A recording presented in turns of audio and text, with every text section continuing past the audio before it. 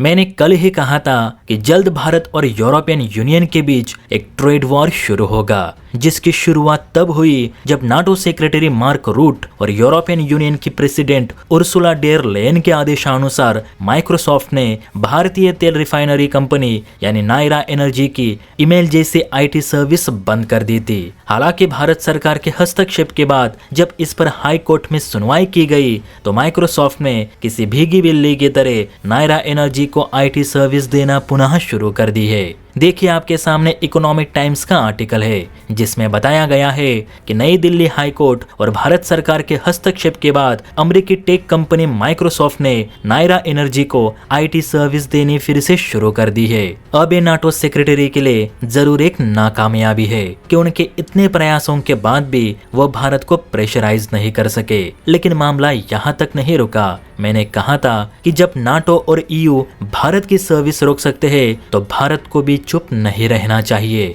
और देखिए, इसी से संबंधित एक बड़ी खबर आज देखने को मिली है। अब इस खबर में भारत सरकार ने जो कदम उठाया है वो ईयू को जवाब देने के लिए लिया गया है या और किसी मकसद के लिए, यह अभी तक कंफर्म नहीं हुआ। लेकिन इससे यूरोपियन यूनियन को झटका तो जरूर लगाए। तो क्या है पूरा माजरा, चलिए विस्तार से समझते हैं। देखिए, न्यूज निकल कर आई है कि भारत ने यूरोप के साथ होने वाली अपनी ग्रीन एनर्जी डील को स्थगित कर दी है, जो अगले महीने फाइनल करनी थी। दरअसल जब पीएम मोदी G7 समिट के लिए कनाडा गए थे, तब उन्होंने EU president Ursula von Leyen से मुलाकात करके ग्रीन एनर्जी को लेकर बातचीत की थी। शायद आपको पता नहीं होगा, लेकिन भारत सरकार ने लक्ष्य रखा है कि वह 2070 तक नेट जीरो इमिशन मुक्त बिजली जनरेट करेंगे, यानी बिजली उत्पादन में कोई भी जीवाश्म ईंधन स्रोतों जैसे कि कोयला, पेट्रोल, डीजल या अन्य गैसेस का उपयोग नहीं किया जाएगा। भविष्य में जो भी बिजली जनरेट होगी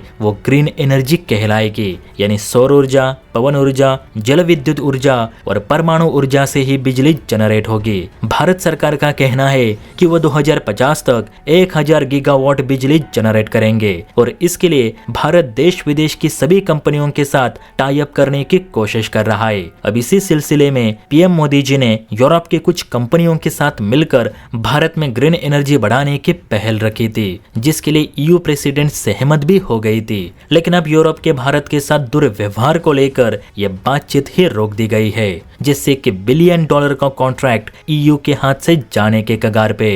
आपको पता नहीं होगा, लेकिन भारत हर साल वर्ल्ड ग्रीन एनर्जी इंस्टीट्यूट को $350 मिलियन भी दान करता है, ताकि यूरोप द्वारा जीरो इमिशन का जो प्रोजेक्ट चलाया जा रहा है वो जल्द पूरा हो सके। इसके बावजूद नाटो और यूरोपियन यूनियन भारत पे ही सैंक्शन लगाने पे तुले है।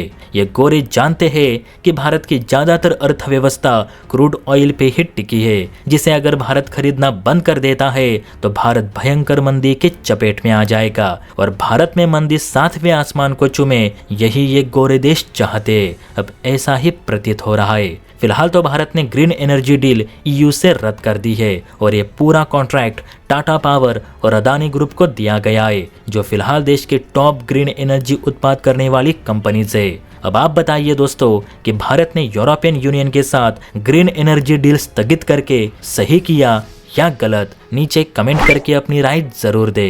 और हाँ, वीडियो अच्छी लगी हो तो बेल आइकन प्रेस करके चैनल को लाइक एंड सब्सक्राइब जरूर करें। जय हिंद।